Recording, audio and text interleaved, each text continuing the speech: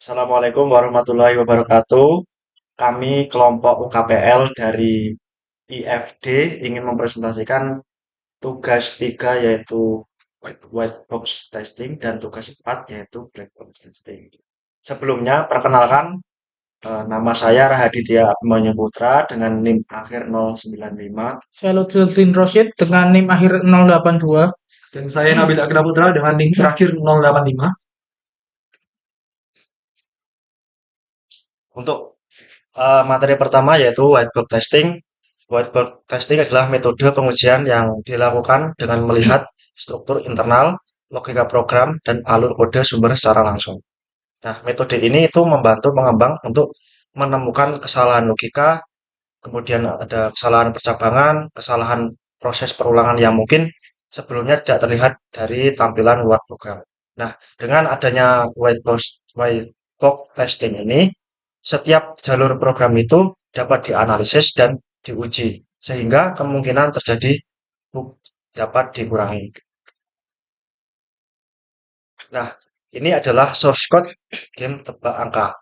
Nah, kami di tugas white box dan black box ini akan menguji game tebak angka yang dimana game ini dibuat dengan program bahasa Python.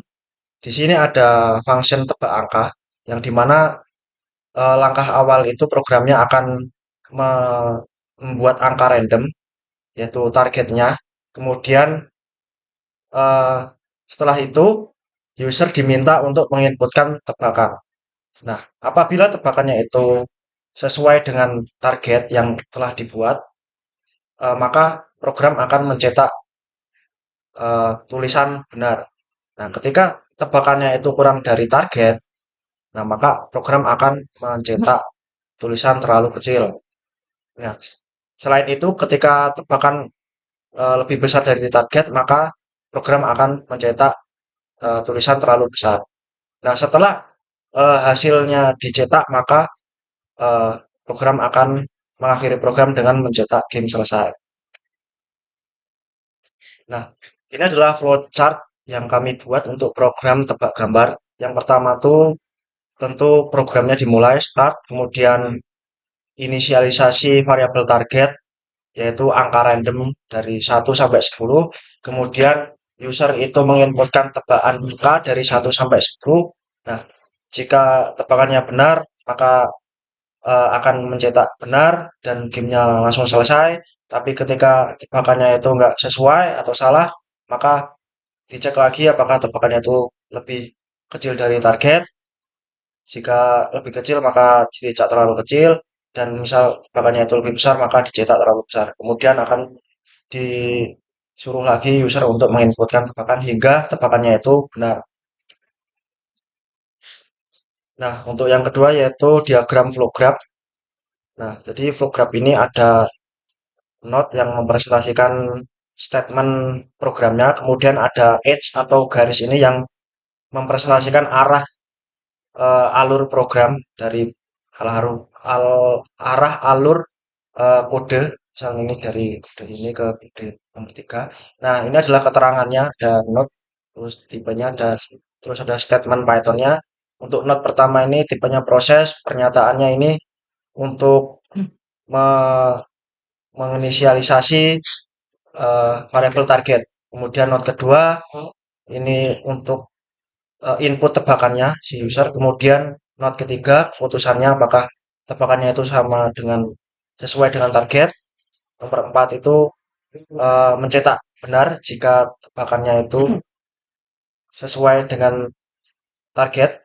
Kemudian node kelima itu keputusan jika tebakan itu kurang dari target. Kemudian 6 itu mencetak terlalu kecil ketika si node nomor 5 ini bernilai true. Kemudian node 7 mencetak terlalu besar ketika si node 5 ini bernilai false. Kemudian nomor 8 ini mencetak game selesai dan nomor 9 itu end atau programnya selesai. Nah, untuk selanjutnya yaitu pengertian path independent. Nah, apa itu path independent? Nah, path independent adalah jalur eksekusi yang memiliki minimal satu edge atau node baru yang belum dilewati oleh path sebelumnya. Nah, untuk program game tebak gambar yang kita buat itu ada 3 path independent. Yang pertama yaitu jalur menang langsung. Jadi user itu ketika mengeran programnya dan menginputkan tebakannya itu langsung benar. Nah, jalurnya itu satu, kedua, kemudian ketiga. Di sini ketiga ini adalah menginputkan menginputkan tebakan. Kita cek lagi nomor 3 itu keputusan. Keputusan apakah tebakan user itu sama dengan target.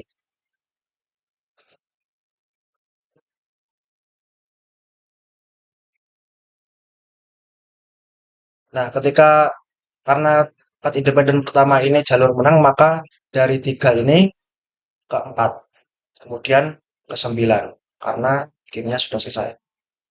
Kemudian path independent yang kedua yaitu jalur terlalu kecil, jalur di mana user menebak angka yang lebih kecil lalu mengulang ke atas.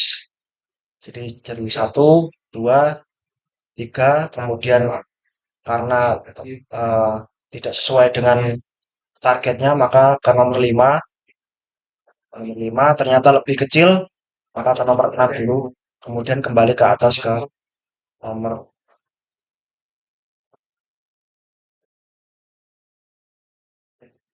Kemudian path independent yang ketiga, yaitu jalur terlalu besar. Jalur di mana user menebak angka yang lebih besar, lalu mengulang ke atas. Jadi dari 3, kemudian karena tebakannya itu tidak sesuai targetnya, maka ke 5. Kemudian di nomor 5 ini dicek ternyata lebih besar dari angka tebakannya, maka ke 7. Sehingga kedua mengulang ke atas lagi.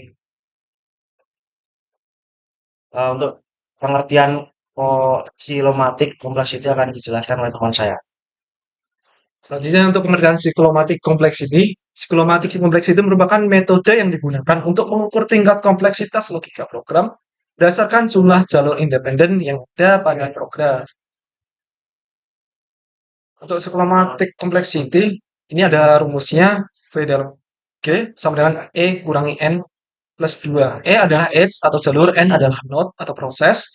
Kemudian function Fg sama dengan E minus N plus 2. Berdasarkan dari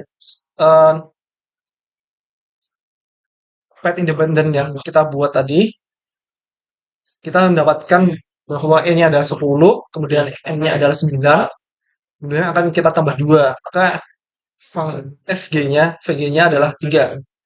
Lanjut, untuk rumus yang satu lagi, kita pakai P plus 1 yang P berupa predicate node atau percabangan. Switch if else. Kalau di sini P-nya sama dengan 2, 2 plus 1 sama dengan 3. Dari kedua rumus ini kita mendapatkan hasil yang sama. Lanjut untuk tingkat kompleksitas logika. Metrik ini diperkenalkan oleh Thomas J. McCabe pada tahun 1976. Ia mempublikasikan konsep ini dalam sebuah makalah ilmiah berjudul A Complexity Measure. Nilai kompleksitas kita ada 4 tipe, yang 1 sampai 10, 11 sampai 20, 21 sampai 50, dan kemudian lebih besar dari. Untuk resikonya, yang pertama ada rendah, yang kedua ada sedang, yang ketiga ada tinggi, yang keempat ada sangat tinggi. Kemudian untuk kemudahan tes, yang pertama ada sangat mudah, cukup sulit, kemudian sangat sulit, dan terakhir hampir tidak mungkin. Nah, untuk tambahannya karena complexity, cyclomatic complexity yang kita dapatkan adalah 3, maka menurut eh, tabel tingkat kompleksitas logika yang dibuat oleh Thomas J. M. McCabe ini, punya kami berada di kisaran 1 sampai 10 yang artinya program kami memiliki risiko rendah dan tesnya itu memiliki level yang sangat mudah. Kesimpulan, pengujian white box testing dilakukan dengan menganalisis struktur program melalui flow graph, path independent, dan perhitungan cyclomatic complexity. Hasil analisis menunjukkan bahwa program memiliki cyclomatic complexity sebesar 3 yang berarti terdapat 3 jalur independen yang harus diuji, yaitu jalur tebakan benar, jalur tebakan terlalu kecil, dan jalur tebakan yang terlalu besar. Seluruh jalur independen telah dianalisis dan dapat dieksekusi dengan baik sehingga logika persabangan dan perulangan pada program berjalan sesuai rencana. Dengan demikian, struktur internal program dinilai sederhana, mudah dipahami, dan memiliki tingkat kompleksitas yang rendah, sehingga risiko kesalahan logika relatif kecil. Jadi tadi ada lanjut ke tugas 4 dari UKPL yaitu black box testing. Yang pertama ada equivalence partitioning adalah metode black box testing yang membagi domain dari suatu program ke kelas-kelas data. Nah, diharapkan kelas test case tersebut akan menghasilkan output yang sama. Nah, di sini kita ada 7 test case. Yang pertama ada angka yang sesuai target. Misal targetnya itu 5 dan di input 5, akan menampilkan hasilnya benar, lalu game akan selesai. Nah, itu statusnya berhasil. Lalu ada test case kedua, yaitu angka valid, namun terlalu kecil dari target. Misal targetnya 5 dan inputnya 3, maka game akan menampilkan terlalu kecil dan meminta input lagi. Nah, di tes ketiga ada angka valid terlalu besar, misal targetnya 5, tapi inputnya 8, maka dia akan terlalu besar dan meminta input lagi. Nah, pada test case 4, yaitu dari luar batas bawah, yaitu misal 0 atau 5, maka game akan menampilkan terlalu kecil juga, walaupun itu di luar batasnya. Pada test case 5, hal demikian juga terjadi pada terlalu besar, misal 11 ataupun 50. Nah, tapi kami menemukan sebuah crash atau bug, yaitu kalau angkanya misal terlalu kecil ataupun terlalu besar, tapi dia sifatnya desimal, maka program akan crash karena program menggunakan integer. Lalu selanjutnya ada boundary value analysis atau BVA, yaitu desain test case yang berguna untuk pengujian terhadap nilai dari domain masukan. Nah, misalnya minimal, maksimal, ataupun sesuai. Nah, di sekitar-sekitar itu akan dilakukan tes. Di testing pertama, kami melakukan pengujian minus atau minimal min 1, yaitu 0, maka program akan menampilkan angka terlalu kecil. Nah, itu berhasil. Lalu ada angka minimal, yaitu 1, maka tetap berhasil juga. Min plus 1 juga demikian, yaitu 2, maka akan berhasil. Lalu max min 1, yaitu 9, inputnya juga valid, berhasil. Lalu max, yaitu 10, inputnya juga berhasil. Lalu max plus 1 atau 11. Nah, program akan menampilkan terlalu besar dan sesuai. Lalu di sini ada state transition testing, yaitu memeriksa bagaimana sistem berpindah status ke status lainnya berdasarkan inputan. Nah, ini ada state transition table, yaitu S0 mulai, lalu menunggu input. Untuk target, apakah terlalu kecil, terlalu besar, apa nanti akan benar, lalu hasilnya juga terlalu kecil atau terlalu besar, dan program selesai. Di sini ada state transition testing yang kami tes. Di test case pertama, kami akan melakukan input, lalu program dijalankan. Program akan meminta input.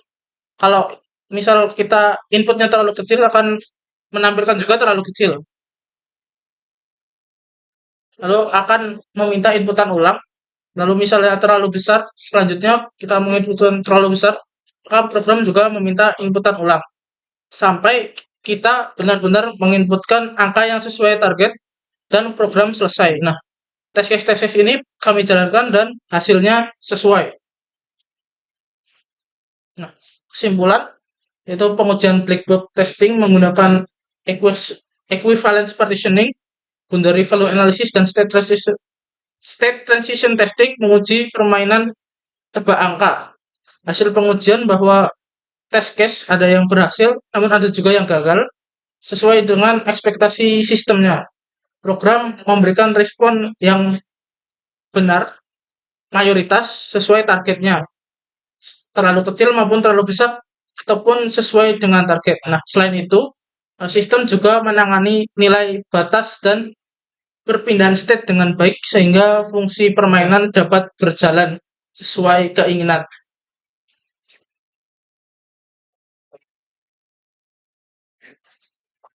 Ini demo di langsung karena ini untuk testing, maka targetnya kita setting manual aja. Misal tuh, misal 7.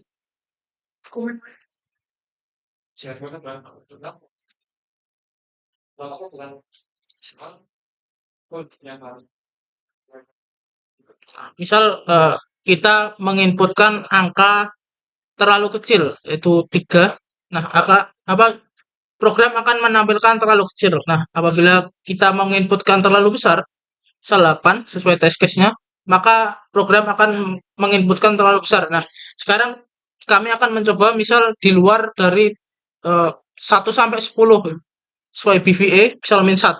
Nah, maka program akan menampilkan terlalu kecil dan juga misal 11 program juga berhasil menampilkan terlalu besar. Nah, namun kami di sini menemukan suatu kesalahan yaitu apabila program inputan yang diinput user yaitu sifatnya desimal, maka program akan crash.